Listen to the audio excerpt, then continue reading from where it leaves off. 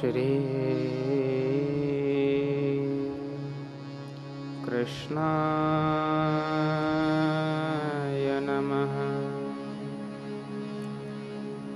श्री गोपीजन वल्लभाय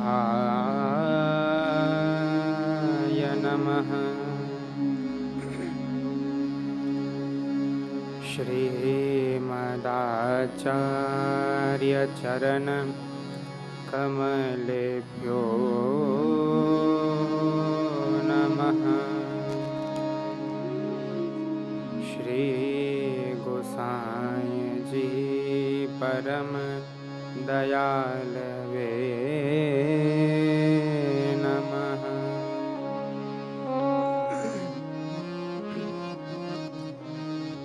चिंता संतानहंतारो यत्पादाम्बुजरेण वः स्वीयानां तान् निजाचार्यान् प्रणमामि मुहुर्मुहुः। यदनुग्रहतो जन्तु सर्वदुःखातिगो भवेत् तमहं सर्वदा वन्दे श्रीमद्वल्लभनन्दनम्। अज्ञानतिमिरान्धस्य ज्ञानाञ्जनशलाकया चक्षुरुन्मीलितं येन तस्मै श्रीगुरवे नमः। नमामि हृदये शेषे लीलाक्षीराब्धिशायिनम् लक्ष्मीसहस्रलीलाभिः सेव्यमानं कलानिधिं। चतुर्भिश्च त्रिभिस्तथा षड्भिर्विराजते योऽसौ पञ्चधा हृदये मम। सौन्दर्यं निजहृद्गतं प्रकटितं श्रीगूढभावात्मकं पुंरूपञ्च पुनस्सदन्तर्गतं प्रावेविशत्स्वप्रिये संश्लिष्टा उभयोर्बभौ रसमयः कृष्णो हि यत्साक्षिकं रूपं तत्त्रित्यात्मकं परमभिध्येयं सदा वल्लभम्। नमो भगवते तस्मै कृष्णायाद्भुतकर्मणे रूपनाम विभेदेन जगत्क्रीडति यो यतः। योऽन्तः प्रविश्य मम वाचमिमां प्रसुप्तां सञ्जीवयत्यखिलशक्तिधरस्वधाम्ना अन्यांश्च हस्तचरणश्रवणत्वगादीन् प्राणान्नमो भगवते पुरुषाय तुभ्यम्।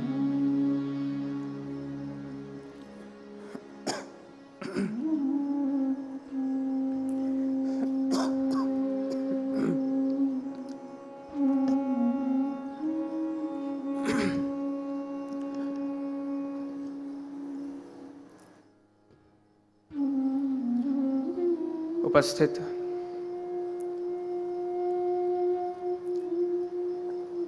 पूज्य श्री अरुणात्ता जी एवं पूज्य श्री दादा भाई, सर्वप्रथम आप બંનેની આજ્ઞા માગી અને પંચ દિવસના પ્રથમ સત્રનો પ્રારંભ કરું છું। एवं आप सर्वे श्रीमद वल्लभना लाडीला वल्लभी वैष्णववृंद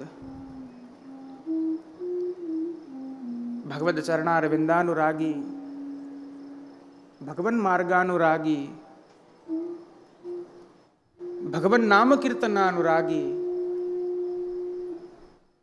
तातोत्सवानुरागी अब दरेक वाला आत्मीयजनों प्रियजनों ने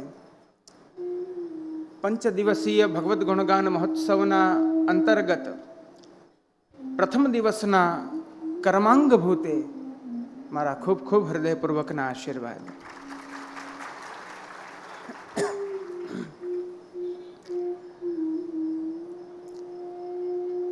विषयનો પ્રારંભ કરીએ એ પહેલા થોડું નાનકડું ભગવત ગુણગાન કરી લઈએ, બધા ભાવથી અનુગાન કરજો.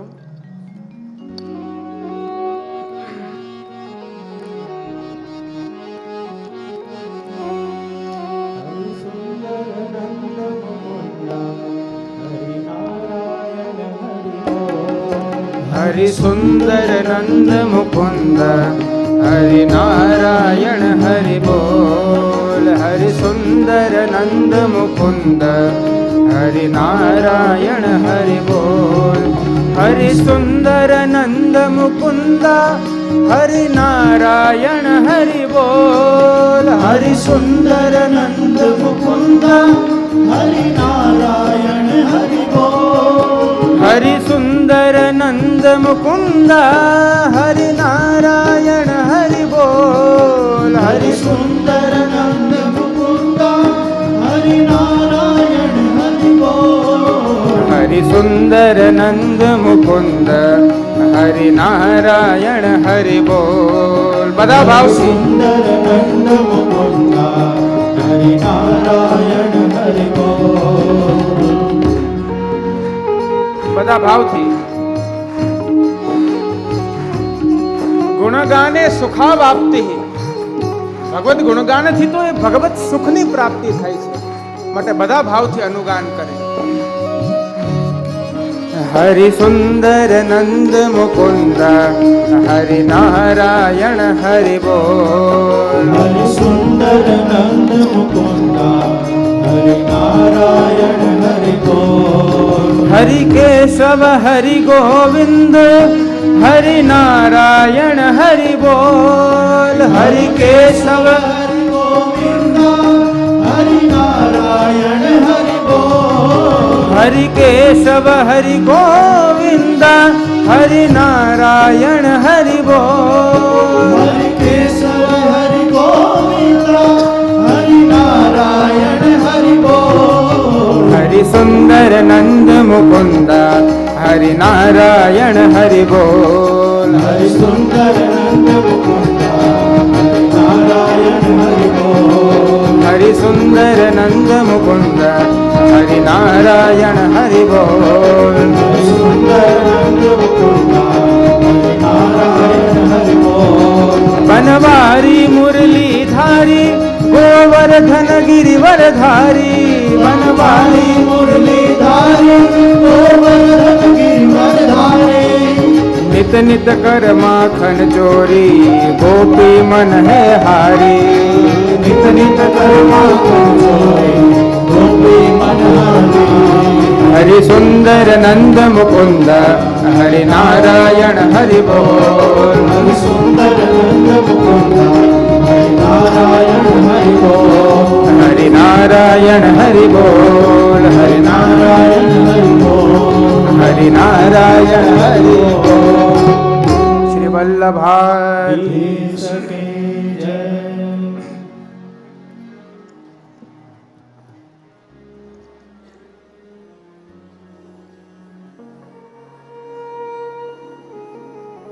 ઘણા સમયની જે પ્રતીક્ષા હતી એ પ્રતીક્ષા આજે પરિપૂર્ણ થઈ રહી છે.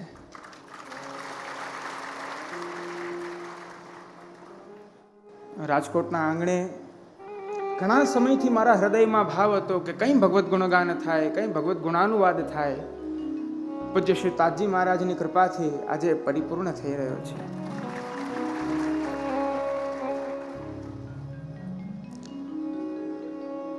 મારું આવવાનું પ્રયોજન શું?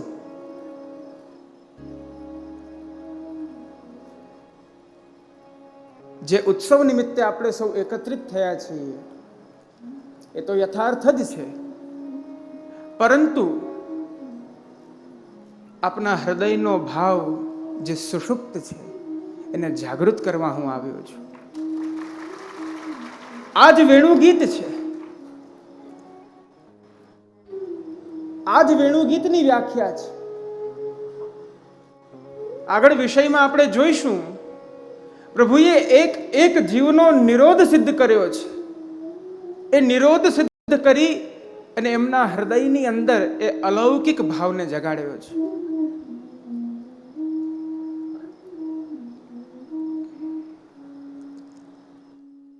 વિષયનો પ્રારંભ થાય એ પહેલા જે ઉત્સવ નાયક છે એ ઉત્સવ નાયક વિશે યત્કિંચિત યદ્યપિ પરિચય તો પરિચય નથી હોતો, કારણ કે જ્યારે સૂર્યોદય થાય છે, સૂર્યોદય થતાની સાથે સૂર્યને જોતા આપણે એમ કહેવું પડે છે કે આ કોણ છે, આને શું કહેવાય? જરા હા કે ના તો કહો. એનું કારણ છે કે સૂર્ય સ્વયં સ્વરાટ છે. સ્વરાટનો અર્થ સ્વયં પ્રકાશિત છે.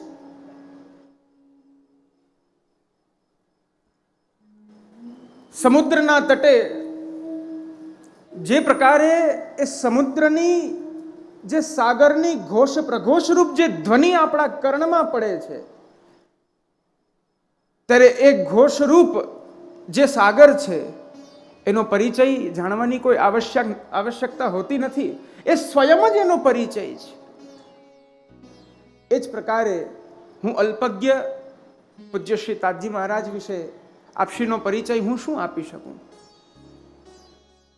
યોવા અનંતસ્ય ગુણાન અનંતાન અનુક્રમયિષ્યન સતુ બાલ બુદ્ધિ. ભાગવતે આ બહુ સરસ ખુલાસો કર્યો છે. જીવ અને બ્રહ્મ બંનેનું તારતમ્ય અહીંયા પ્રતિપાદિત થઈ રહ્યું છે. યોવા અનંતસ્ય ગુણાન, જે અનંત છે, જે પૂર્ણ છે, જે પરિપૂર્ણ છે, એવા અનંતના ગુણોનું યદિ કોઈ અવગાહન કરે તો પણ કેટલું કરી શકે? કારણ કે એ ગુણગાન કરનારો કોણ? સતુ બાલ બુદ્ધિ. છેવટે તો એ જીવ છે, બાલ બુદ્ધિ છે. તદ્વદ હું બાલ બુદ્ધિ પૂજ્ય શ્રી તાજી મહારાજનો વિશેષ પરિચય શું આપી શકું? આપ સૌના હૃદયમાં જે અલૌકિક ગુરુ સ્વરૂપે આપ બિરાજી રહ્યા છે એ જ આપનો અલૌકિક પરિચય છે. સ્વયશોગાન સંહૃષ્ટ હૃદયાંભોજ વિષ્ટર.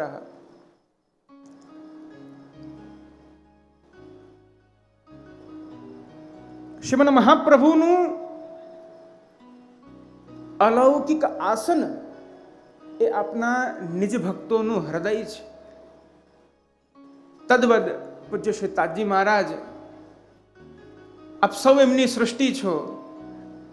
આપ સૌનું હૃદય સિંહાસન એ આપશ્રીનું સ્થાન છે.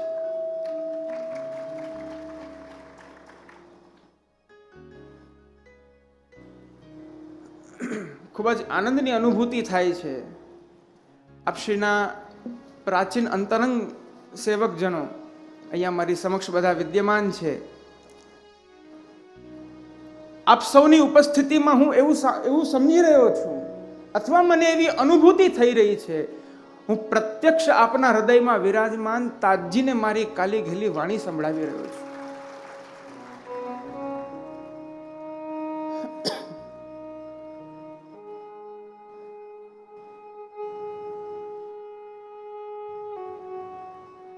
યત્કિંચિત આપશ્રીના જીવન ઉપર યદિ હું કહું, કર્મ માર્ગ પ્રવર્તક, રહ પ્રિય અને ભક્તિ માર્ગાબ્જ માર્તંડ, આ ત્રણેય શ્રીમન મહાપ્રભુના જે અલૌકિક નામો છે એનું મૂર્તિમંત ચરિતાર્થ આપશ્રીમાં થઈ રહ્યું છે. ભક્તિ માર્ગાબ્જ માર્તંડ, આજથી એ સમયમાં પૂજ્ય શ્રી તાજી મહારાજે જે પરિશ્રમ લીધો છે વૈષ્ણવો માટે, પ્રત્યેક ગામડાઓમાં જઈને આપશ્રીની વિવિધ શિબિરો દ્વારા પ્રત્યેક વૈષ્ણવોના ભાવનું પોષણ કર્યું છે. એ ભાવનું પોષણ જ આ આખી સભા છે. અત્યારના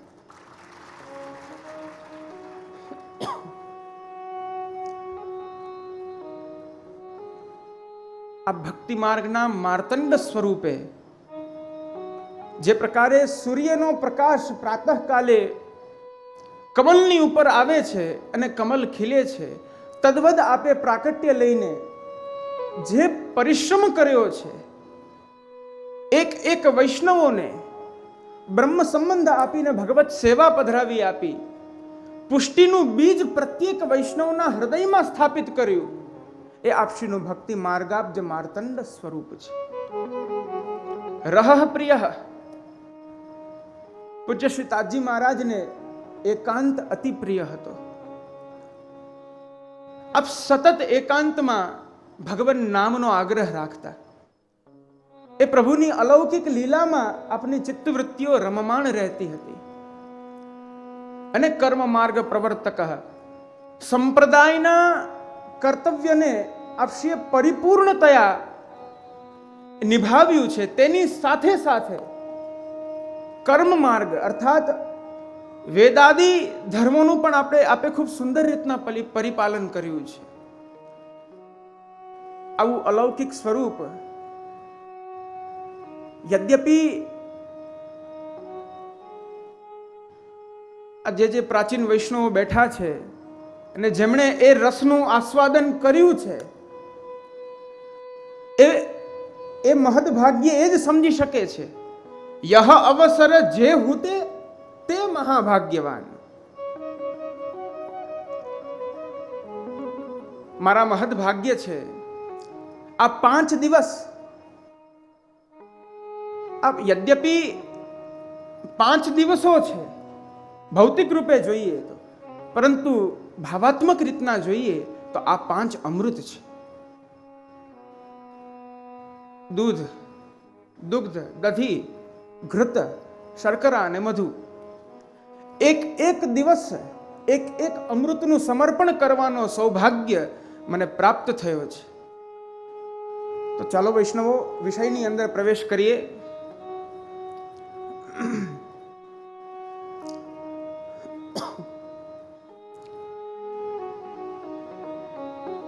વેણુ ગીત શ્રીમદ ભાગવતજીની અંદર દશમ સ્કંધની અંતર્ગત શ્રી મહાપ્રભુજીના મતાનુસાર 18મો અધ્યાય અને ભાગવતના ક્રમાનુસાર 21મો અધ્યાય એ આ વેણુ ગીત છે. તે વેણુ ગીતના પ્રસંગની અંદર આપણે પ્રવેશ કરીએ તે પૂર્વે જે મુખ્ય વિષયમાંથી આ લઘુ વિષયનો ઉદ્ભવ થાય છે એ શ્રીમદ ભાગવતજી વિશે ચિંતન કરવું અતિ આવશ્યક છે. શ્રીમદ ભાગવત એ શું છે? શ્રીમદ ભાગવતજીનું શું મહાત્મ્ય છે? શ્રીમદ ભાગવતજીની એવી કઈ વિલક્ષણતાઓ છે?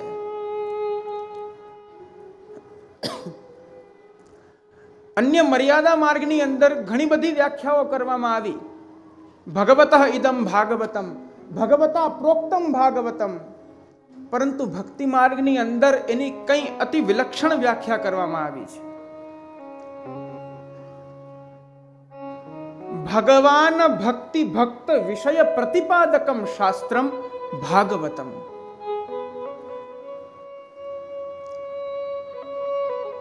લોકની અંદર મર્યાદાની અંદર શ્રીમદ ભાગવતજીનો પ્રાયઃ આગ્રહ મુક્તિના માટે થયો છે, મોક્ષના માટે થયો છે.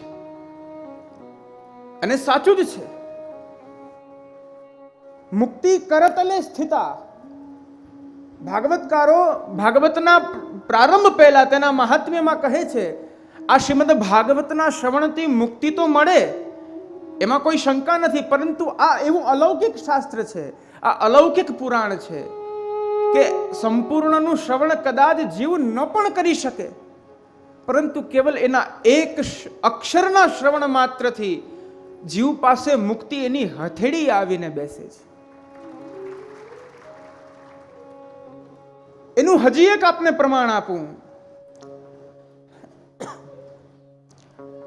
શ્રીમદ ભાગવતજીનો જ્યારે પ્રારંભ થાય છે, સુખદેવજી પધારે છે, પરીક્ષિત રાજા એમનું સ્વાગત કરે છે.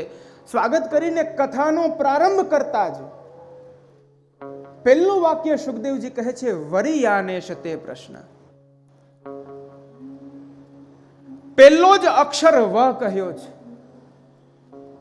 વનો અર્થ છે વમ અમૃતમ પુષ્ણાતિ. વકાર અમૃતનું રૂપ છે. પરીક્ષિત રાજાને કેવલ ભાગવતના પ્રથમ શ્લોકના પ્રથમ અક્ષરના વકાર માત્રથી જ મોક્ષનું દાન થઈ ગયું હતું. ત્યાર પછી તો એમને ભક્તિ સિદ્ધ થઈ છે.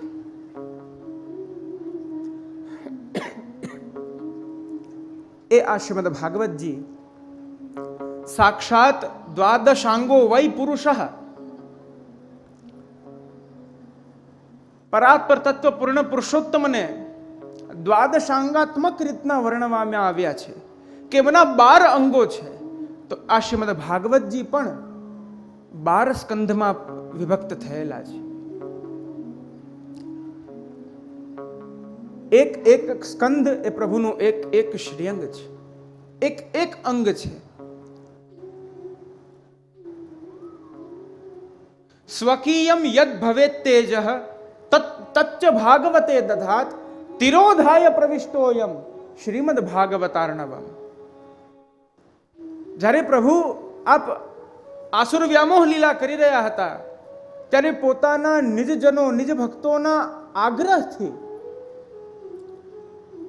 ભગવાને પોતાની અંદર રહેલું જે અલૌકિક તેજ હતું એ અલૌકિક ભગવત તેજ શ્રીમદ ભાગવતની અંદર પ્રવેશ કરાવ્યું. અને પ્રવેશ કરાવ્યું એટલું જ નહીં, તિરોધાય પ્રવિષ્ટોયમ, પોતે પણ પોતાના ષડ ધર્મોથી યુક્ત ધર્મી સ્વરૂપે આપ એ શ્રીમદ ભાગવતજીની અંદર આપે પ્રવેશ કર્યો. માટે કહેવાયું તેનેયમ વાંગમયી મૂર્તિ પ્રત્યક્ષા વર્તતે હરેઃ. આ સાક્ષાત શ્રી ઠાકોરજીની શ્રીજી બાવાની આ વાંગમય સ્વરૂપ છે.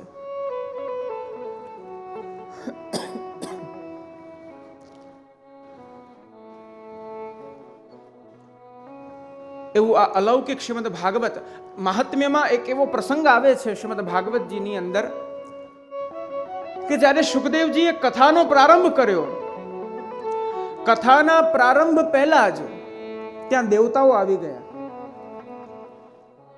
દેવતાઓ આવ્યા હાથમાં અમૃત કળશ લઈને. અમૃત કળશ લઈને આવીને સુખદેવજીને કહે છે કે આપ આ અમૃતને ગ્રહણ કરી લો. એ અમૃતને આપ ગ્રહણ કરીને પરીક્ષિત રાજાને પીવડાવી દો. અને પરીક્ષિત રાજાને જે આપ ભાગવત અમૃતનું દાન કરો છો એ અમને આપી દો. સુરાણામ અપી દુર્લભા, દેવતાઓને પણ જે દુર્લભ છે એવું આ શ્રીમદ ભાગવત છે. આનો મુખ્ય વિષય છે ભગવાન ભક્તિ ભક્ત વિષય પ્રતિપાદકમ શાસ્ત્રમ ભાગવતમ. મોક્ષ એનો ગૌણ ફલ છે, પરંતુ મુખ્ય ફલ એ છે ભગવાન અને ભક્ત. ભગવાન અને ભક્તને જોડનારી ભક્તિ, આ ત્રણેયનું જેમાં સાંગોપાંગ નિરૂપણ કરવામાં આવ્યું છે એ શ્રીમદ ભાગવત છે. એવા શ્રીમદ ભાગવતજીના 10મ સ્કંદની અંદર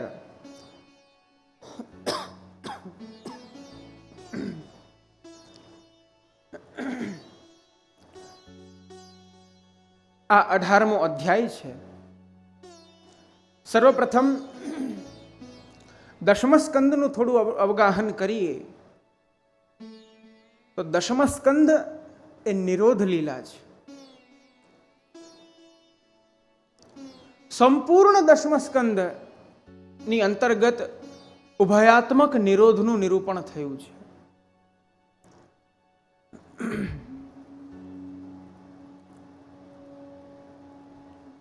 તો ચર્ચા આવે નિરોધ એટલે શું?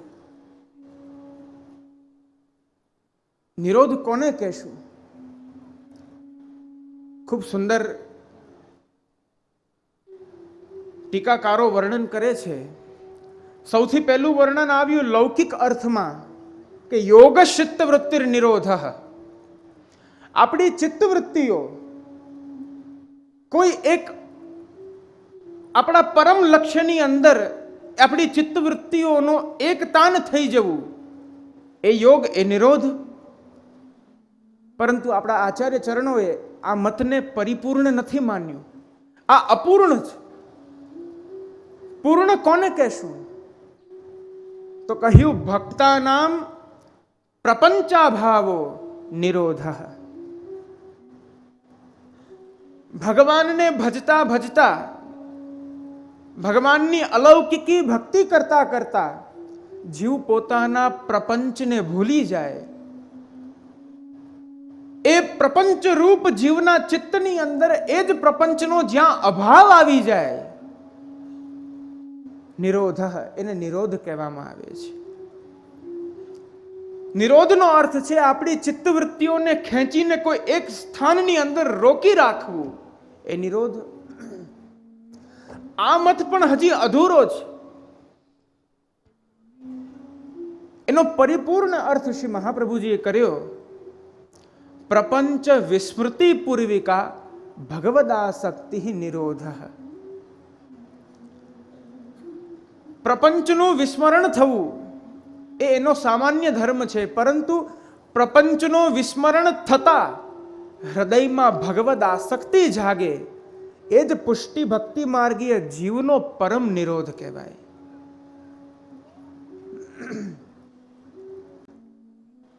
તો કહીએ પ્રપંચ એટલે શું?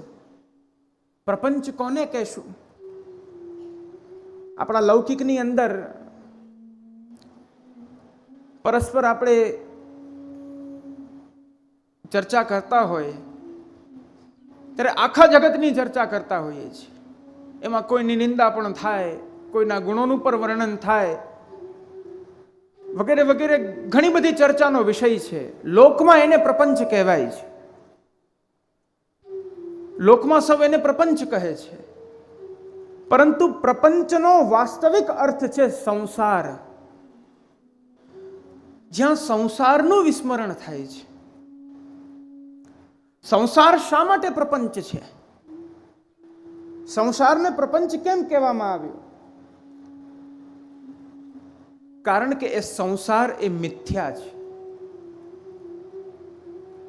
આ સંસાર શબ્દનો અર્થ વિચારો.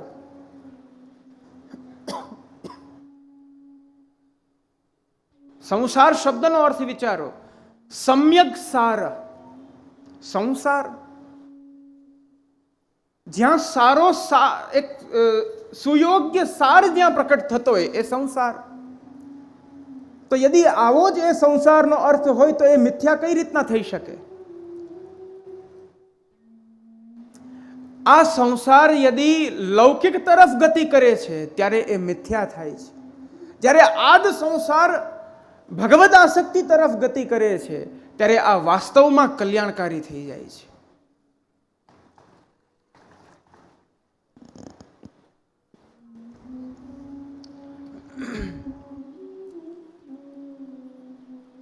આ સંસારને યદ્યપી અન્ય વિદ્વાનો તો બહુ સુંદર એક નામ આપ્યું છે, શૂન્ય સાર.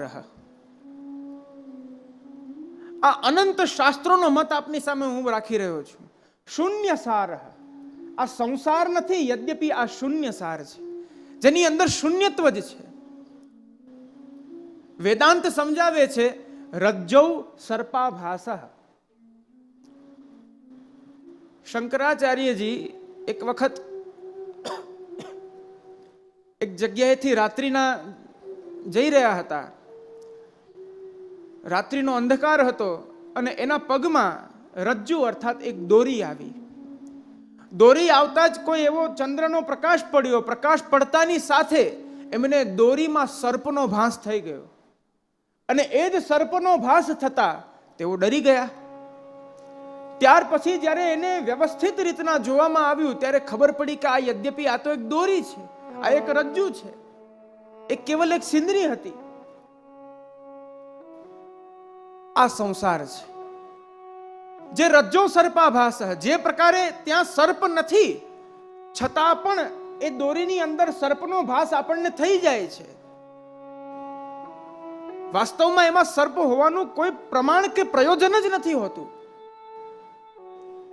એ જ પ્રકારે આ સંસાર છે. ભાગવતની અંદર ખૂબ સુંદર વર્ણન આવે છે.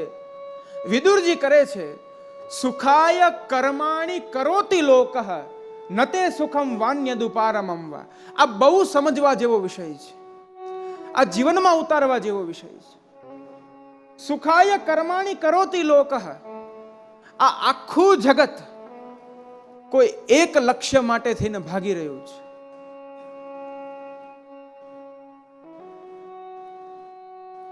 યદ્યપિ ભક્તિ માર્ગીય દ્રષ્ટિએ જોવા જાઓ તો એના બે મત છે. બે પ્રકારના જીવો છે અને એ બંને પ્રકારના જીવો પોતાની અલગ અલગ ગતિ કરી રહ્યા છે.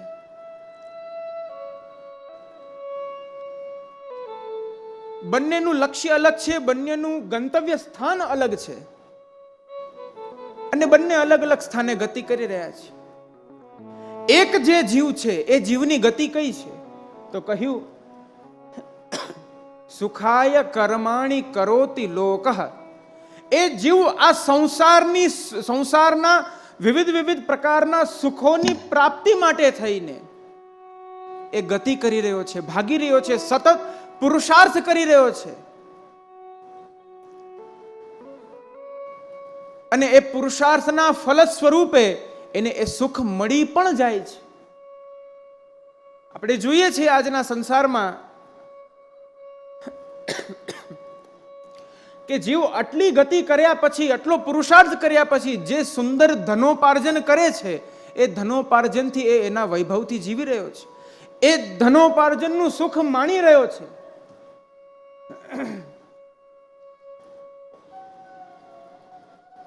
પરંતુ ભાગવત કહે છે વિંદેત ભૂયસ તત એવ દુઃખમ.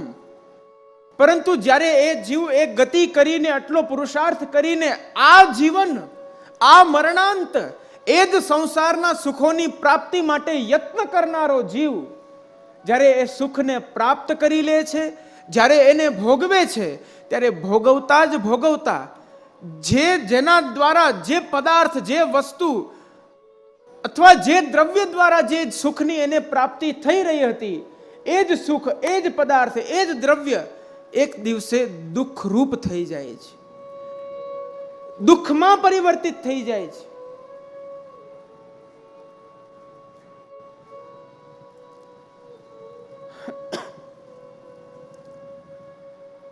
અને એક બાજુ જીવ ગતિ કરે છે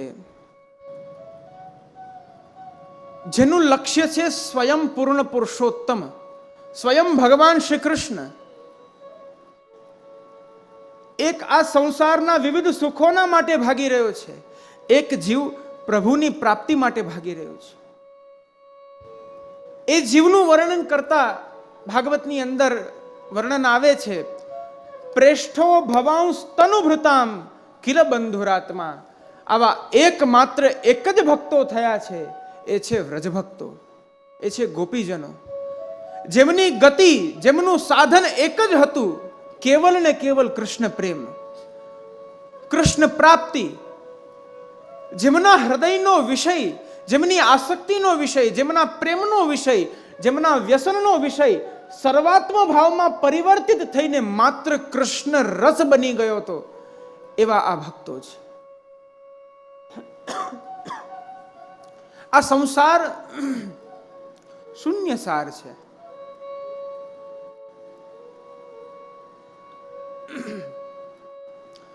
તો જીવ આ પ્રપંચને ભૂલીને ભગવાનમાં આસક્તિ કરે, જ્યારે ભગવદ આસક્તિ સિદ્ધ થઈ જાય ત્યારે નિરોધ એ જીવને સિદ્ધ થાય છે. પરંતુ આપણે સૌ આનાથી કંઈ વિપરીત કરી રહ્યા છીએ પ્રિયજનો.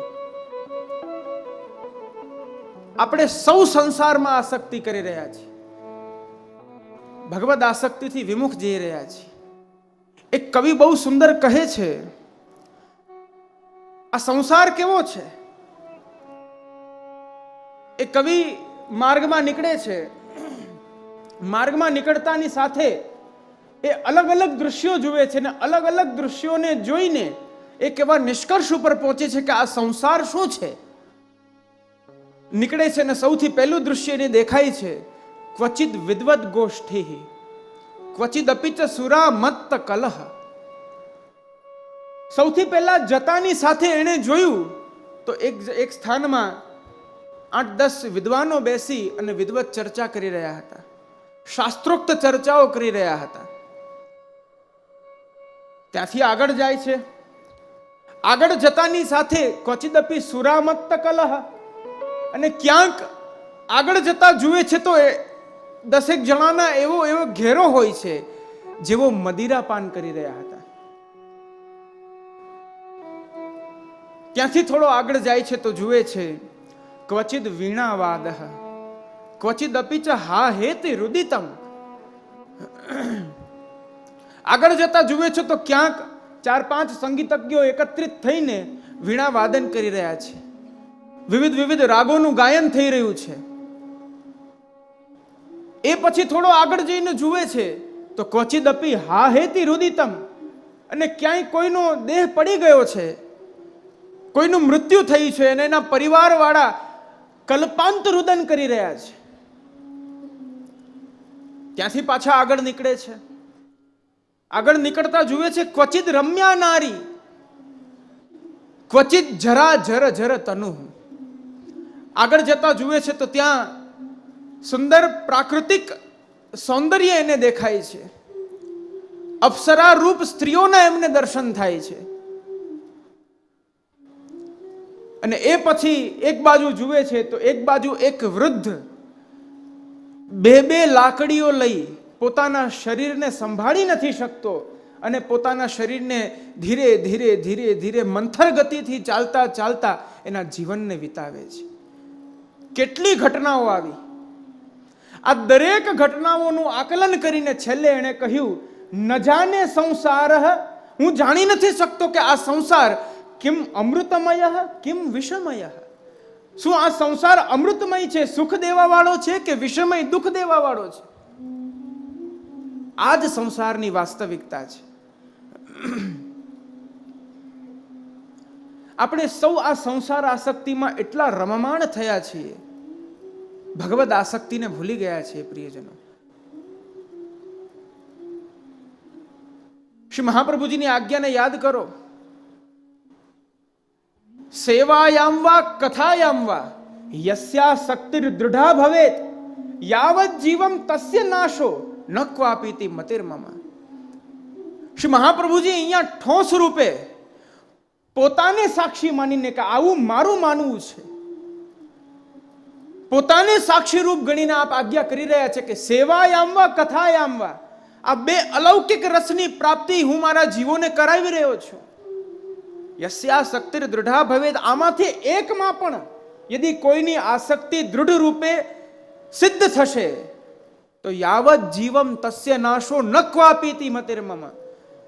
શ્રી મહાપ્રભુજી કહે છે, હું આપ સૌને વચન આપી રહ્યો છું, આવું હું સ્વયં વૈશ્વાનર સ્વરૂપ શ્રી વલ્લભ હું સ્વયં કહી રહ્યો છું કે યદિ આવું આચરણ જીવ રાખશે તો એના હૃદયમાં જે ભક્તિનું બીજ છે, જે બીજ ભગવત કૃપાથી અંકુરિત થશે, ફલિત થશે, એનો કદી નાશ નહીં થાય. કાલ ગમે તેવો હોય, કાલ ગમે તેટલો આવી જાય, પરંતુ કાલ એને સ્પર્શી નહીં શકે. કાલોયમ કઠિનો ભી કૃષ્ણ ભક્તાન ન બાધતે. આ કાલ ગમે તેવો હોય, કૃષ્ણ ભક્તોને સ્પર્શી પણ નથી શકતો.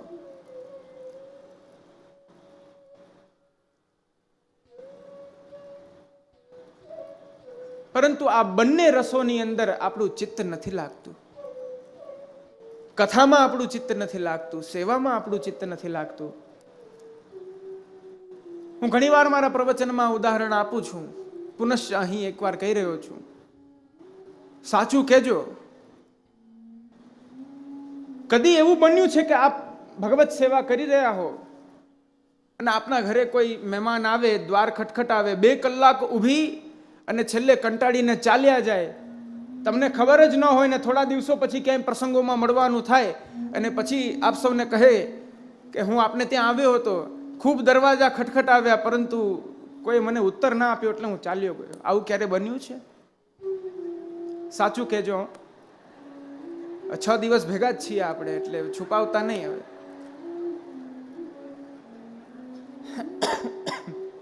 એ સંભવ નથી.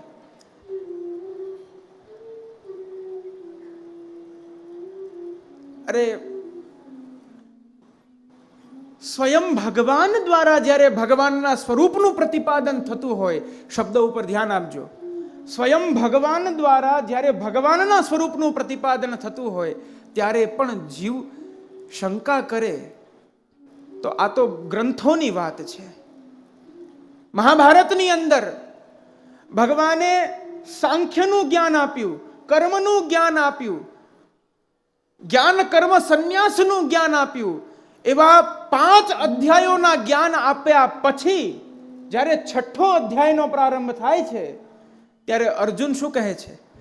ચંચલમ હિ મનઃ કૃષ્ણ પ્રમાથી બલવદ દૃઢમ. હે ભગવાન, આપ કહો છો કે આનો વધ કર, આનો વધ કર, પરંતુ હે પ્રભુ, મારું મન ચંચલ છે, મારી ચિત્તની અવસ્થા અતિ ચંચલ થઈ રહી છે. અરે જે પ્રકારે વાયુને કદી બાંધી નથી શકાતો, વાયુનું સામર્થ્ય એવું છે કે એને બાંધી ન શકાય, અબાધિત છે. હે ભગવાન, હું એવું માની રહ્યો છું કે જાણે હું વાયુને બાંધું છું. મારા હાથમાંથી આ મારું મન જઈ રહ્યું છે, હું એને સંભાળી નથી શકતો. વિચાર કરો, જેની સમક્ષ સાક્ષાત ભગવાન એને ઉપદેશ આપી રહ્યા છે, ભગવાને એને ત્યાં સુધી ખાતરી આપી કે હે અર્જુન, આ દરેક જીવોને મેં મારી દૃષ્ટિ માત્રથી આ દરેક જીવોના પ્રાણને હરી લીધા છે. તું ખાલી નિમિત્ત છો, યુદ્ધ કર. ભગવાનના નેત્રોની અંદર શું વિરાજે છે? ભગવાનના નેત્રોમાં વેદોમાં વર્ણન આવ્યું છે ચક્ષોહો સૂર્ય. ભગવાનના નેત્રોમાં સૂર્ય વિરાજે છે અને સૂર્ય કાલનું પ્રતીક છે. આપણે ત્યાં સૂર્યોદય થાય, સૂર્યોદય થવાથી આપણે દિવસ માનીએ છીએ અને સૂર્યાસ્ત થઈ ગયો અર્થાત આ દિવસ પૂરો થઈ ગયો. સૂર્ય કાલનું પ્રતીક છે. ભગવાને એક સૂર્યરૂપ કાલના પ્રતીક દ્વારા પ્રત્યેકના નેત્ર દ્વારા પ્રત્યેકના પ્રાણ હરી લીધા હતા. અર્જુન કેવલ નિમિત્ત હતો. આટલી ચર્ચાઓ થવા છતાં ભગવાને તેની પહેલા પણ કહ્યું કે બહુની મે વ્યતીતાની જન્માની તવ ચાર્જુન. ભગવાને પોતાના સ્વરૂપને બતાવ્યું છે, છતાં અર્જુન કહે છે કે મારું મન ચંચલ છે. ભગવદ આસક્તિ કરો, સંસાર આસક્તિનો ત્યાગ કરો વૈષ્ણવજનો.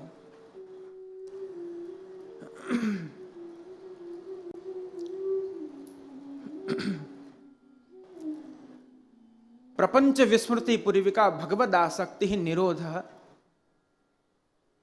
જ્યારે જીવ પોતાના પ્રપંચને ભૂલે છે, પ્રપંચને ભૂલ્યા પછી એના હૃદયમાં ભગવદ આસક્તિ થાય, એ આસક્તિને નિરોધ કહેવામાં આવે છે. એ નિરોધના 4 લક્ષણો આપણે ત્યાં જોવામાં આવ્યા છે. કારણ લક્ષણ, કાર્ય લક્ષણ, સ્વરૂપ લક્ષણ અને પ્રયોજન લક્ષણ.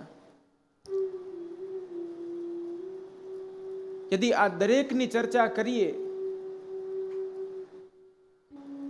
તો આજનો વિષય મને એવું લાગે છે કે આજે પહેલો શ્લોક તો પ્રારંભ નહીં જ થાય, કારણ કે આપ સૌની એકાગ્રતા એવી છે સાંભળવામાં કે હું વિષયને છોડીને આગળ વધી જ નથી શકતો.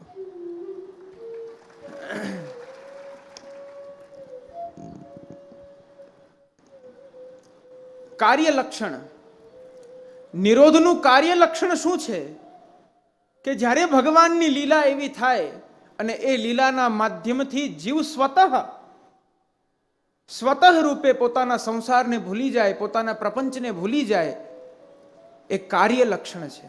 પ્રસંગ યાદ કરો, 252 વૈષ્ણવની વાર્તામાં દ્વારકાદાસ ગોરવા ક્ષત્રિયનો પ્રસંગ આવે છે. ગાયોની રક્ષા કરતા હતા. શ્રી ગુસાઈજીએ કૃપા કરીને એમને શરણે લીધા. શરણે નહીં નામ નિવેદન થયું અને જ્યારે શ્રીજીના દર્શન કરવા જાય છે, દર્શન કરતાની સાથે જ જેવા એમના નેત્રોની દૃષ્ટિ પ્રભુના મુખમાધુરી ઉપર પડે છે, ત્યારે એ અલૌકિક મુખમાધુરીનું પાન કરતાની સાથે પોતાનું દેહાનુસંધાન ભૂલી ગયા. દેહાનુસંધાન એવું ભૂલી ગયા કે જે એમની પાસે શસ્ત્રો હતા, રક્ષા માટે શસ્ત્રો હતા, એ શસ્ત્રો સહિત દર્શન કરવા ગયા. પ્રસંગમાં સ્પષ્ટ એનો ઉલ્લેખ આવે છે કે ત્યારે મંદિરના કર્મચારીઓએ એમને પકડી ઉચકી અને નીચે ગિરિરાજજીથી નીચે મૂક્યા. ત્યારે એમને ભાન આવી કે હું નીચે આવ્યો છું. ત્યાં સુધી એમનું ચિત્ત એ મુખમાધુરીનું પાન કરી રહ્યું હતું. આ છે કાર્ય લક્ષણ. ત્યાર પછી આવે છે સ્વરૂપ લક્ષણ. ભક્તિ માર્ગની અંદર જે જીવને નિરોધ સિદ્ધ થયો છે એ કઈ રીતના જાણી શકાય? તો એના માટે કહેવામાં આવ્યું, શ્રી મહાપ્રભુજી સ્વયં આપ નિરોધ લક્ષણમની અંદર આજ્ઞા કરે છે, હરિણાયે વિનિર્મુક્તા તે મગ્ના ભવસાગરે યે નિરુદ્ધાસ્ત એવાત્ર મોદ માયાંત્ય હર્નિશમ.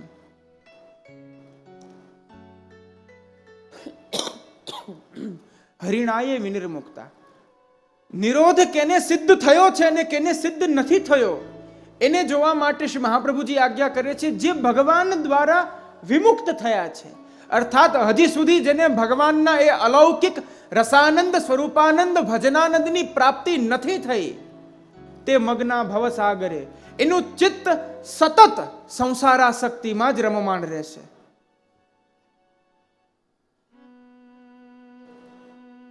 યે નિરુદ્ધાસ્ત એવાત્ર, અને જેનો નિરોધ ભગવાનમાં થયો છે, ભગવાને જેને પોતાના કર્યા છે, ભગવાને જે જીવોને અંગીકૃત કર્યા છે, એના માટે કહ્યું મોદ માયાંત્ય હર્નિશમ. એ જ્યાં જ્યાં જાશે, જે સ્થળની અંદર જાશે, એ સ્થળની અંદર સર્વત્ર એને ભગવત દર્શન જ થશે. સર્વત્ર જ્યાં એક વૃક્ષને જોવે છે તો વૃક્ષમાં પણ એને પ્રભુની અનુભૂતિ થાય છે, જલને જોવે છે જલમાં પણ એને પ્રભુની અનુભૂતિ થાય છે. ભગવાન ગીતામાં આજ્ઞા કરે છે, યો મામ પશ્યતિ સર્વત્ર સર્વમ ચ મયી પશ્યતિ. જે જીવ સર્વત્ર મને જુએ છે અને જે જીવ મારામાં સર્વને જુએ છે, આવા જીવના ભાવનો નાશ હું કદી નથી થવા દેતો. આ છે સ્વરૂપ રૂપ નિરોધ. ત્યાર પછી કારણ રૂપ નિરોધ.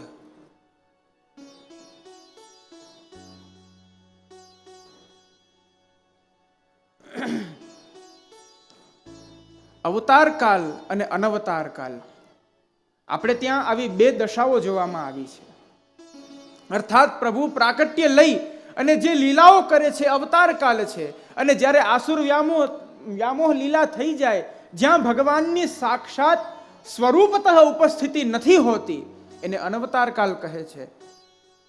તો અવતાર કાલની અંદર ભગવાને સંપૂર્ણ વ્રજમંડળના જીવોને નિરોધ સિદ્ધ કરી દીધો છે.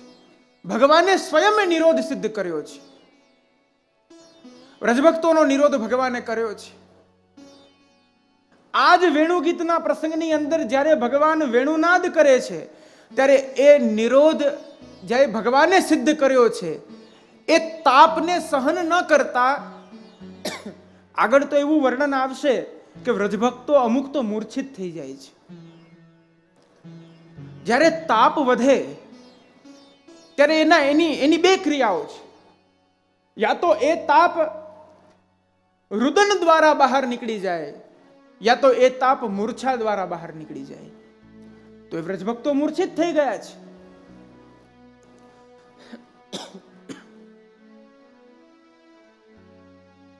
પ્રત્યેક જીવોને હરણીનો નિરોધ સિદ્ધ થયો છે, ગાયોનો નિરોધ સિદ્ધ થયો છે, પક્ષીઓનો નિરોધ સિદ્ધ થયો છે, વ્રજના લતા પતાઓનો નિરોધ સિદ્ધ થયો છે, સંપૂર્ણ વ્રજમંડળનો નિરોધ સિદ્ધ થયો છે.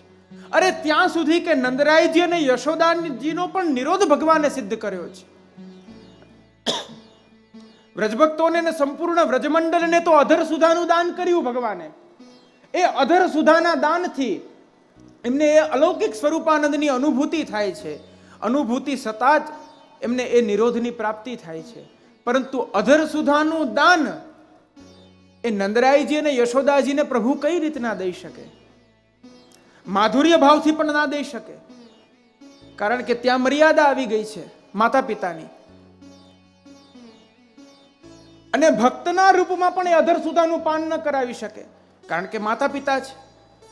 ખૂબ સુંદર શ્રીમદ આચાર્ય ચરણ આપ વર્ણન કરે છે કે પ્રભુ જ્યારે શ્રી યશોદાજીની ગોદમાં ખેલતા ખેલતા જ્યારે રુદન કરે છે, રુદન કરતાની સાથે યશોદાજી એમને વક્ષસ્થળ ઉપર લગાડી અને દુગ્ધનું પાન કરાવે છે.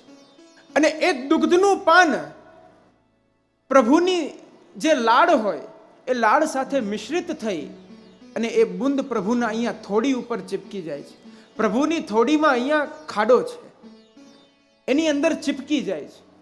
ચીપકી જતા જ એ મુખ માધુરીનું પાન કરીને નંદરાયજી અને યશોદાજીને એવો અલૌકિક સુખની પ્રાપ્તિ થાય છે કે એ જે રસ હોય છે, જે બિંદુ હોય છે, યશોદાજી અને નંદરાયજી એમને ચૂમી લે છે.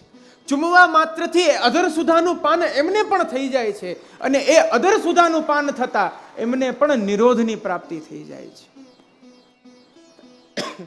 આ છે કારણરૂપ નિરોધ. તો અવતાર કાળની અંદર આ પ્રકારે પ્રભુએ કારણરૂપ નિરોધથી, આવી લીલાઓથી દરેકને નિરોધ સાધ્યો. પરંતુ જ્યારે અનવતાર કાળ હોય ત્યારે શું કરવું? તો શ્રી મહાપ્રભુજી આજ્ઞા કરે છે, ત્યાગાત શ્રવણ કીર્તનાથ. 3 કાર્ય કરવાના છે. એક, સંસાર આસક્તિનો ત્યાગ કરો. સંસાર આસક્તિનો ત્યાગ કર્યા પછી શ્રવણાર્થ, ભગવાનના નામ, ચરિત, મહાત્મ્ય આદિનું શ્રવણ કરો. અને ત્યાર પછી કીર્તનાર્થ, એ જ ભગવાનના અલૌકિક નામ, રૂપ, ગુણ, લીલા આદિનું કીર્તન થતું રહે અને સ્મરણ થતું રહે. જ્યારે આ કાર્ય જીવ કરે છે, આવા અલગ અલગ કાર્યો દ્વારા આ કલિકાલની અંદર પણ જીવને નિરોધ સિદ્ધ થઈ જાય છે. એ નિરોધનું 3જું કારણ લક્ષણ છે. યદ્યપિ આની બહુ વિશાળ વ્યાખ્યાઓ છે, પરંતુ હું સૂક્ષ્મ રીતના કરી રહ્યો છું. પ્રથમ શ્લોકની અંદર પ્રવેશ ના થાય તો વાંધો નહીં, પરંતુ પહેલી કારિકામાં તો આજે પ્રવેશ કરી જ લેવો છે. છેલ્લું આવે છે પ્રયોજન રૂપ લક્ષણ. પ્રયોજન શું છે તો એની ચર્ચા થાય છે. ભાગવતની અંદર વર્ણન આવે છે, નિરોધોસ્યાનુશયનમ આત્મનઃ સહશક્તિભિઃ મુક્તિર્હિત્વાન્યથા રૂપમ સ્વરૂપેણ વ્યવસ્થિતિ. આહા, અતિ અલૌકિક વાત કહી છે. ભગવાન નિરોધ સિદ્ધ કરાવે છે તો કેવી રીતના? તો આત્મનઃ સહશક્તિભિઃ શયનમ. ભગવાન પોતાની અલૌકિકી લીલા સામગ્રી રૂપા જે કોઈ પણ શક્તિઓ છે એ દરેક શક્તિઓને એકત્રિત કરીને ભગવાન લીલા રૂપી જે નિકુંજો છે, જે લીલારૂપી ક્ષીરસાગર છે, એમાં જે લીલારૂપી શેષશૈયા છે એમાં ભગવાન પોઢી જાય છે. પોઢી જતાની સાથે જે અલૌકિક અવતાર થાય છે, જે અલૌકિક અવતારમાં જે અલૌકિક સુખનું દાન થાય છે, એ સુખનું દાન જીવને થાય છે. એ સુખનું દાન થતાની સાથે મુક્તિર હિત્વા અન્યથા રૂપમ સ્વરૂપેણ વ્યવસ્થિતિ.